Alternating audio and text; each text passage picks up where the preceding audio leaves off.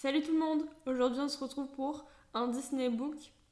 Aujourd'hui j'ai 7 livres à vous faire découvrir. Faut savoir que ce concept je l'ai découvert grâce à PixieTubeuse, donc je ne m'approprie pas ce concept-là, mais je pense que chaque avis est différent sur chaque livre. Puis il y a sûrement des livres qu'elle n'a sûrement pas parlé et que moi je vous fais découvrir. Faut savoir que Disneyland Paris a sorti il y a quelque temps une collection de livres sur les attractions décryptées. Je vais vous en présenter deux parce que le dernier est sorti il y a quelques temps, c'est sur Space Mountain, et que pour l'instant il n'est que disponible au Disney Village à World of Disney. Je ne peux pas me l'approprier parce que c'est trop loin de chez moi et qu'avec le couvre-feu, etc., ça aurait été trop compliqué. Sachant qu'il n'est même pas encore en vente sur Shop Disney, j'espère d'ailleurs qu'il le sera un jour. D'ailleurs, j'aurais voulu savoir, après les 2 prochains livres, vous aurez cru que c'était quelle attraction qui allait être le suivant. Personnellement, j'aurais pensé à Big Thunder Mountain ou It's a Small World, mais on a eu Space Mountain et c'est pas plus mal. Donc le premier livre que Disneyland Paris est sorti est sur Pirates des Caraïbes. Alors personnellement, je me le suis procuré sur Shop Disney dès sa sortie. Faut savoir que ça part très très vite quand c'est sur Shop Disney, donc je me le suis procuré dès que c'est sorti vers 9h à peu près. Actuellement, il n'est plus sur Shop Disney, mais habituellement, il se retrouve sur le parc ou encore dans le Disney Village. Le prix du livre est de 19,99€ en temps normal. Il faut faire attention aux reventes parce que souvent on les retrouve à plus de 40€, ou j'ai même vu ce matin un 100€ sur eBay, enfin c'est n'importe quoi. Alors que si vous prenez votre mal en patience, vous pourrez le retrouver sur le parc ou au Disney Village. Enfin bien sûr quand ça rouvrira. S'il vous plaît, ne donnez pas d'importance aux personnes qui les revendent à plus de 40€.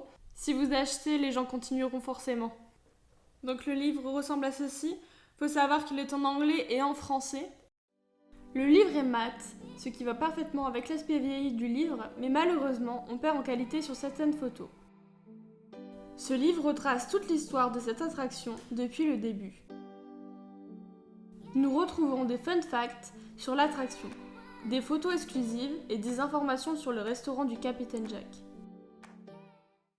Si je devrais donner mon avis sur le livre, je dirais que c'est un bon livre, mais pas au prix de 100€.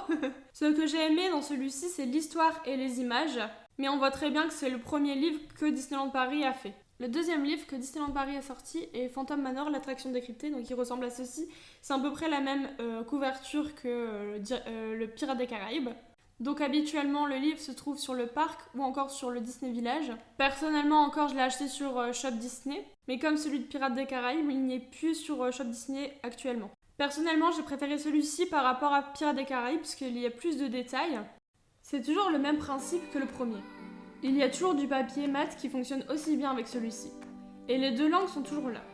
Dans ce livre, il y a des comparaisons avec les autres attractions des autres parcs. Depuis la rénovation du manoir, l'histoire de l'attraction est encore plus riche qu'avant et tout est raconté dedans. Il y a encore énormément de photos exclusives. J'étais heureuse d'en savoir plus sur l'une de mes attractions préférées. En bref, c'est un bon livre. Comme je l'ai dit avant, j'ai préféré celui-ci par rapport à celui de Pirates des Caraïbes. Pourtant, ce sont mes 2 attractions préférées. Le livre suivant est Disney, le guide visuel ultime. Faut savoir qu'en ce moment, il coûte à peu près une 60€, alors que moi, je l'avais eu beaucoup moins cher. Je pense qu'après, je l'ai eu à Noël, donc voilà. C'est le premier livre que j'ai eu et je l'ai adoré. J'ai découvert ce livre grâce à PixieTubeuse dans l'un de ses Disney Books, et c'est d'ailleurs elle qui m'a donné envie d'avoir une grosse collection de livres Disney. Dans ce livre, on retrouve beaucoup de choses intéressantes sur les débuts jusqu'à aujourd'hui, et beaucoup de photos inédites. Petit bémol sur le fait que certaines informations n'allaient pas aussi loin que je l'aurais voulu. D'ailleurs, on retrouve beaucoup d'informations, mais pas seulement sur les films, mais aussi sur les parcs. Comme par exemple des objets qu'on pouvait retrouver dans certains parcs à l'ouverture. Ce livre est un très bon livre pour débuter une collection. Il y a beaucoup d'éléments et de photos que je ne connaissais pas avant. Le prochain livre est Toy Story, les secrets d'une trilogie. Faut savoir qu'il est actuellement au prix de 25€ sur le site de la Fnac ou encore Amazon. Donc bien évidemment, ce livre est sorti avant le 4e volet. D'ailleurs, je vais lancer un débat. On est d'accord que Toy Story aurait dû s'arrêter au 3e et non au 4e. Pourtant, je suis une très grande fan de Toy Story, mais on est d'accord que la fin parfaite était celui du 3e et non celui du 4e. Donc faut savoir que Toy Story est mon Pixar préféré, donc c'était obligatoire d'avoir un livre dessus. On apprend des choses sur l'origine de Pixar et bien plus sur le début de Toy Story. Les deux sont reliés car Toy Story est le premier long métrage de Pixar.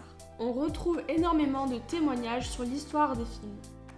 On retrouve de nombreuses photos exclusives comme les premiers croquis des personnages.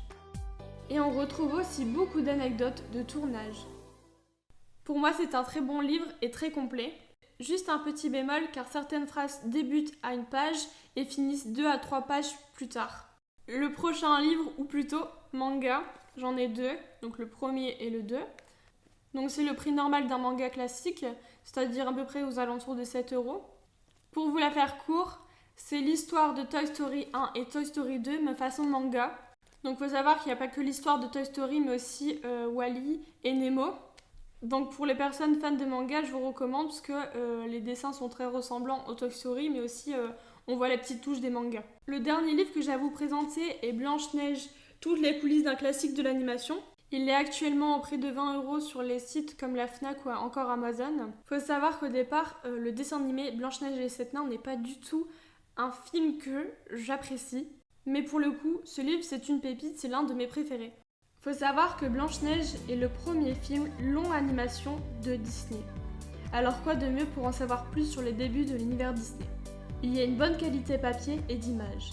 Personnellement, j'ai l'impression que le livre est écrit comme si on leur racontait une histoire.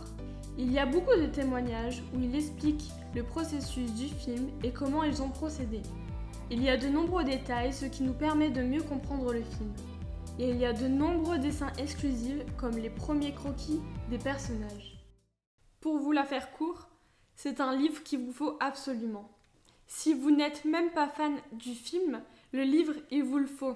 Vous apprenez énormément de choses sur le film, mais aussi sur les débuts de l'animation et leur processus qu'ils utilisaient à l'époque. Donc voilà, la vidéo est finie, j'espère qu'elle vous aura plu. On se retrouve bientôt pour une nouvelle vidéo. Bye!